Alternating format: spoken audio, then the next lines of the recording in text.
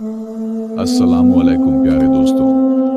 आज हम आपको एक ऐसे लड़के की कहानी सुनाने जा रहे हैं जिसे सुनकर आप हैरान रह जाओगे और इस कहानी से आपको बहुत कुछ सीखने को मिलेगा। सदियों साल पुरानी बात है। रेगिस्तान के पास एक छोटे से गांव में समीर नाम का एक गरीब लड़का अपने वालिदैन के साथ एक छोटी सी झोपड़ी में रहता था। समीर की उम्र तकरीबन 15 साल थी। उसके वालिद एक गरीब लकड़हारा थे जो दिन भर तपती धूप में जंगल जाकर लकड़ियां काटते और जो चंद सिक्के मिलते उन्हीं से उनका घर चलता। गर्मियों का मौसम अपने उरूज पर था। सूरज आग बरसा रहा था। जमीन तपकर अंगारों जैसी हो गई थी और हवा भी ऐसे लगती जैसे किसी ने भट्टी जला रखी हो। गांव के अक्सर लोग दोपहर के वक्त घरों में छुप जाते, मगर समीर के वालिद को तो रोजी की तलाश में निकलना ही पड़ता था। समीर एक नेक दिल और हमदर्द लड़का था। वह अक्सर अपने वालिद के साथ जंगल जाता, उनकी मदद करता और रास्ते में पड़े छोटे जानवरों और परिंदों को देखकर उनके लिए फिक्रमंद हो जाता। एक दिन जब वह जंगल से वापस आ रहे थे तो समीर ने देखा कि एक छोटा सा परिंदा धूप में बेहाल होकर जमीन पर पड़ा है। समीर फौरन उसके पास भागा। उसने अपने कपड़े का एक टुकड़ा फाड़ा, उसे अपने पानी के मटके से भिगोया और आहिस्ता आहिस्ता उस परिंदे के करीब रखा। कुछ देर बाद परिंदे ने हल्की सी हरकत की और फिर आहिस्ता आहिस्ता अपनी आंखें खोल दी। समीर के चेहरे पर खुशी की लहर दौड़ गई। अब्बा जी देखें, ये जिंदा हो गया, समीर ने खुशी से कहा। उसके वालिद ने मुस्कुराकर कहा, बेटा याद रखना, नेकी कभी जाया नहीं जाती। तुमने एक जान बचाई है, अल्लाह तुम्हारी नेकी को कभी जाया नहीं करेगा। यह जुमला समीर के दिल में उतर गया। इसी दिन से समीर ने एक आदत बना ली। वह रोज अपनी झोपड़ी की छत पर एक मिट्टी का बर्तन रखता जिसमें पानी भरता और साथ ही कुछ चावल के दाने भी डाल देता। शुरू में तो कोई परिंदा नहीं आया, मगर चंद दिनों बाद एक चिड़िया आई, फिर दो, फिर आहिस्ता आहिस्ता पूरा झुंड आने लगा। अब हर सुबह समीर खुशी से छत पर जाता, पानी भरता, दाने डालता और परिंदों को खाते पीते देखता। वह उनसे बातें भी करता जैसे वह उसके दोस्त हों। गर्मी बढ़ती गई और गांव के कुएं भी सूखने लगे। लोग पानी के लिए परेशान होने लगे, मगर समीर अपनी थोड़ी सी पानी की मिकदार में से भी कुछ हिस्सा परिंदों के लिए रखता था। गांव के कुछ लोग उसका मजाक भी उड़ाते।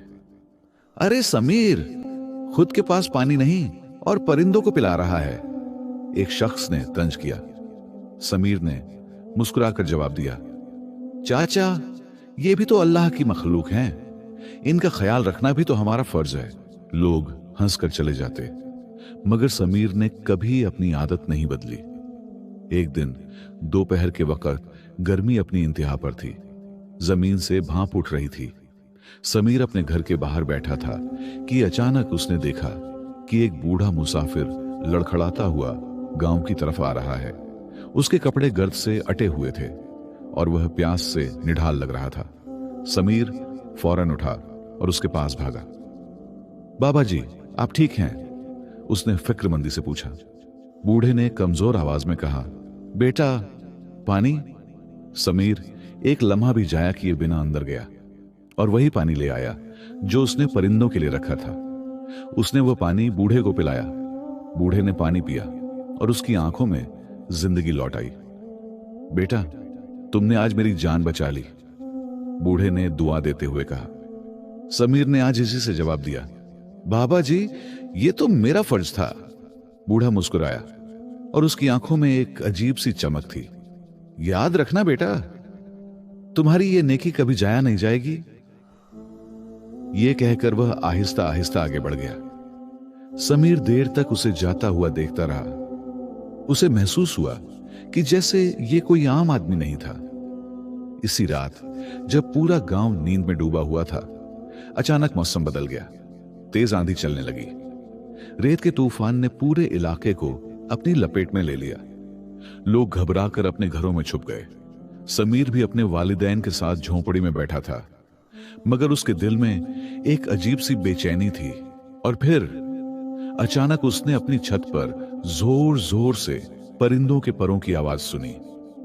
तेज आंधी अपने उरूज पर थी। रेत के तूफान ने पूरे गांव को अंधेरे में डुबो दिया था। समीर अपनी झोंपड़ी में बैठा था, मगर उसके कान बार बार छत की तरफ लगे हुए थे, जहां परिंदों के परों की बेचैनी साफ सुनाई दे रही थी। अब्बा जी, ये परिंदे ऐसे क्यों शोर मचा रहे हैं? समीर ने घबराई हुई आवाज में पूछा। उसके वालिद ने बाहर झांकने की कोशिश की, मगर आंधी इतनी तेज थी कि कुछ साफ नजर नहीं आ रहा था।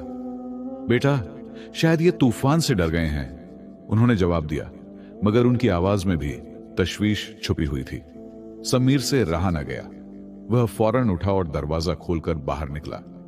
तेज हवा ने उसे पीछे धकेलने की कोशिश की, मगर वह हिम्मत करके आगे बढ़ा।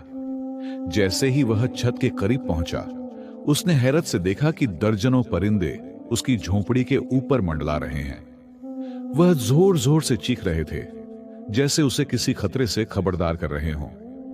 ये मुझे कुछ बताना चाहते हैं, समीर ने दिल ही दिल में सोचा। अचानक एक बड़ा सा परिंदा नीचे आया और उसके करीब चक्कर लगाने लगा, फिर उड़कर झोंपड़ी के पिछले हिस्से की तरफ गया। समीर फौरन उसके पीछे दौड़ा। जब वह झोंपड़ी के पीछे पहुंचा तो उसका दिल धक से रह गया। झोंपड़ी की दीवार के साथ एक बड़ा सा दरख्त था, जो आंधी की वजह से जड़ से हिल चुका था और किसी भी लम्हे गिर सकता था। अगर वह दरख्त गिरता तो सीधा उनकी झोंपड़ी पर आता। अब बाजी, जल्दी बाहर आई, समीर चीखा। उसके वालिदैन फौरन बाहर निकले। समीर ने उन्हें दरख्त के बारे में बताया। तीनों ने मिलकर जल्दी जल्दी जरूरी सामान उठाया और झोंपड़ी से थोड़ा दूर हट गए। चंद ही लम्हों बाद वह बड़ा दरख्त जोरदार आवाज के साथ जमीन पर आ गिरा और उनकी झोंपड़ी का एक हिस्सा तबाह हो गया।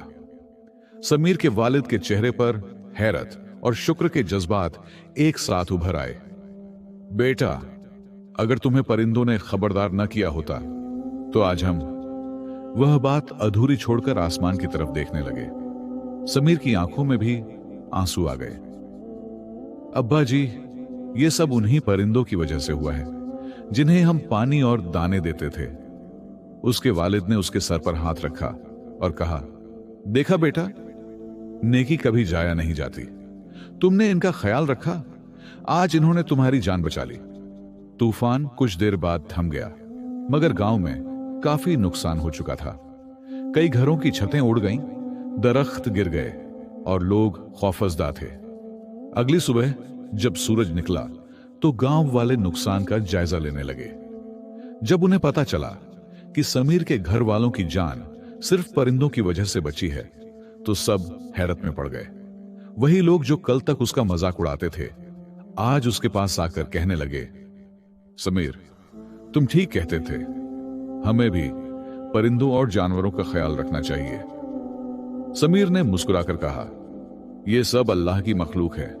अगर हम इनका ख्याल रखेंगे तो ये भी किसी न किसी तरह हमारी मदद करेंगे। उस दिन के बाद गांव में एक नया रिवाज शुरू हो गया। हर घर की छत पर मिट्टी के बर्तन रखे जाने लगे। लोग उनमें पानी भरते, दाने डालते और परिंदों का ख्याल रखने लगे। गर्मी अब भी सख्त थी, मगर अब गांव में एक अजीब सी ठंडक महसूस होती थी। शायद ये नेकी की ठंडक थी। मगर कहानी यहां खत्म नहीं होती, क्योंकि वही बूढ़ा मुसाफिर जिसे समीर ने पानी पिलाया था, वह एक बार फिर गांव में वापस आने वाला था। चंद दिन गुजर गए।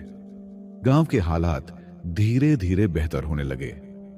लोग अब पहले से ज्यादा एक दूसरे का ख्याल रखने लगे थे और हर घर की छत पर परिंदों के लिए पानी और दाने रखे जाने लगे थे।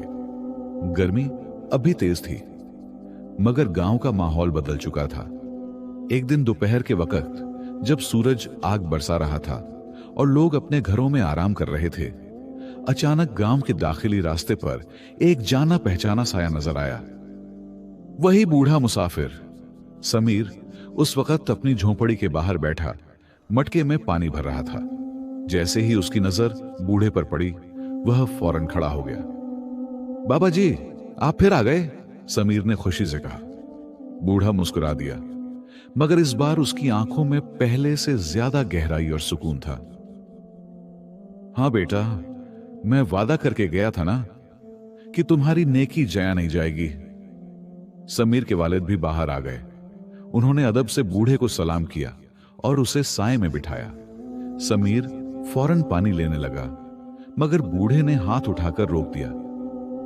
बेटा, आज मैं पानी लेने नहीं, बल्कि तुम्हें एक अहम बात बताने आया हूं। सब हैरत से उसकी बात सुनने लगे। बूढ़े ने गांव की तरफ देखा और फिर धीरे से बोला, मैं कई इलाकों से गुजरा हूं। मैंने देखा है कि जो लोग पानी की कदर करते हैं, परिंदों और जानवरों का ख्याल रखते हैं, उनकी जिंदगी में बरकत आ जाती है। समीर ने फौरन पूछा, बाबा जी, क्या हम भी और बेहतर कर सकते हैं? बूढ़े ने मुस्कुराकर कहा, हां, तुम सब मिलकर बारिश के पानी को संभाल सकते हो। छोटे छोटे गड्ढे बनाओ ताकि पानी जाया ना हो, और जहां मुमकिन हो वहां कुएं की सफाई और देखभाल करो। यह सुनकर गांव के लोग भी इकट्ठा होने लगे। अगले दिन से समीर सबसे आगे था। उसने अपने वालिद के साथ मिलकर जमीन में गड्ढे खोदने शुरू कर दिए। शुरू में कुछ ही लोग साथ थे, मगर धीरे धीरे पूरा गांव इस काम में शामिल हो गया। कोई मिट्टी हटाता, कोई पत्थर उठाता, कोई पानी के रास्ते बनाता। कई दिनों की मेहनत के बाद जमीन में नमी महसूस होने लगी। यहां जमीन गीली है, एक आदमी ने खुशी से कहा। सबने और मेहनत की, और फिर एक दिन थोड़ी सी गहराई पर उन्हें पानी मिला। वह कोई अचानक निकलने वाला चश्मा नहीं था, बल्कि मेहनत से हासिल किया गया पानी था। एक छोटा सा कुआं जो धीरे धीरे भरने लगा। गांव वालों की खुशी की कोई इंतहा नहीं रही। समीर के वालिद की आंखों में आंसू आ गए।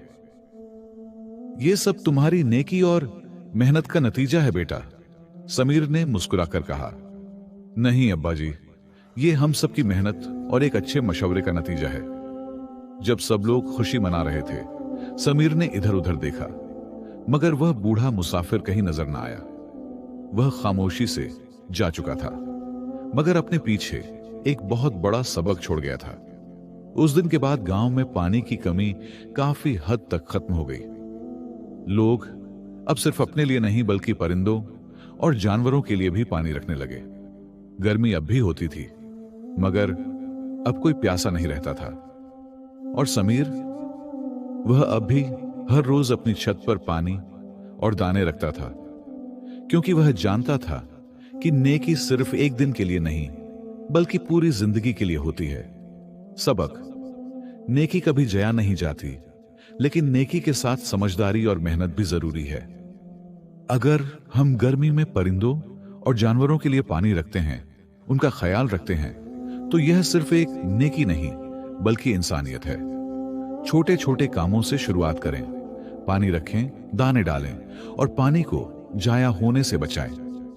आज की एक छोटी सी नेकी कल आपकी पूरी जिंदगी बदल सकती है। प्यारे दोस्तों, अगर आप हमारी वीडियो देखना पसंद करते हैं तो आपका बहुत बहुत शुक्रिया।